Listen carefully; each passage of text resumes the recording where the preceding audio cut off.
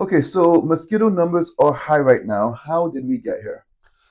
Okay, well, really, this is an annual event. It's the start of the rainy season. It's something that we saw coming and we've made preparations for it. So once the rains come, mosquitoes, this particular species, Aedes teniorhynchus, will come out in high numbers at the start of the rainy season. It's affected by both rainfall and tides. Uh, this year, rain and tides are both high at the same time. So we've had high tides for the last 2 to 3 weeks, and now this is further being compounded by the heavy rain we're seeing. But we were prepared, and we've done a lot of work in the background preparing for this. Okay, so where are we seeing some of the higher mosquito activity? Okay, of the three islands, the main mosquito emergence is by far Grand Cayman. We've checked out Little Cayman and the Morocco. They're seeing much lower numbers than we're seeing here. The reason for that is the amount of swampland we've got here. We've got huge areas of mangrove swamp, which is the main breeding site. In terms of areas on Grand Cayman, we're seeing high numbers up in North Side, Central Island, East End. The only area that was relatively low was the peninsula, but we're starting to see numbers coming up on the peninsula as well now. Whether that's due to breeding or whether it's due to dispersal from other areas, we're not sure on that one just yet. And what is MRCU doing about the entire thing? Okay, as I said at the beginning, this was something that it's an annual event. We weren't caught by surprise on this, so we've been doing a lot of work in the background in preparation. We've done our main operation for the year of residual larviciding. This is where we have basically a library of areas that we know breed. So we put residual larvicides down there that they kill the mosquitoes before they become adults. So even though you're seeing high numbers right now, if we hadn't done that operation, it would be considerably higher. And what are some of the operational challenges MRCU is currently facing? Okay, at this time of year, we have the weather which can hinder our operations. For example, this week we've been hindered by both uh, high wind speeds and by rainfall. We can't spray in rainfall, and if the wind speed is greater than 10 miles an hour, we're also unable to conduct both aerial and ground fogging operations.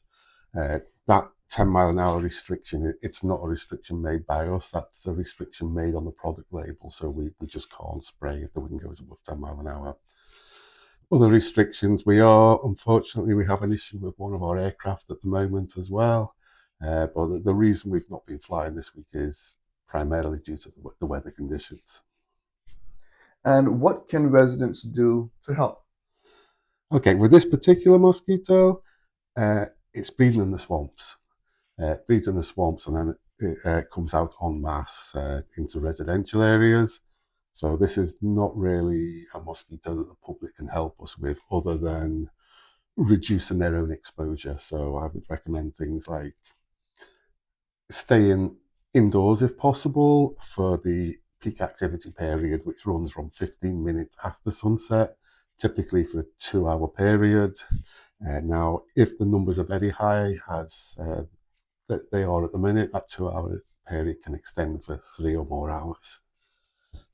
In addition to that, if you do have to go outdoors, recommend using a good mosquito repellent. There are a number of different active ingredients. DEET is probably the best of them. There's also picaridin, and there's a number of other active ingredients now. I would recommend a DEET product. Now, I wouldn't go for extremely high concentrations. It goes up to 100%, but I the percentage concentration just governs how long it lasts for. So 100% will last much longer than 20%, but I would recommend 20 to 30% with increased frequency of application. Is Uh, there anything else you want to add for the public? yeah, now I mentioned Aedes teniorhynchus there, but there's also our other main mosquito problem, which is Aedes aegypti. This is the one that spreads dengue, chikungunya, and a whole range of other mosquito-borne diseases. Now, this is the one that the public can help us with. This is called a domestic mosquito because it's breeding in and around people's yards. It breeds in any container that can hold water, typically man-made containers such as buckets, pails, children's toys, uh, water drums, basically anything that will hold water after heavy rainfall. Now, this mosquito doesn't travel far, so the chances are that if you're getting bit by this mosquito, it's breeding somewhere around your house.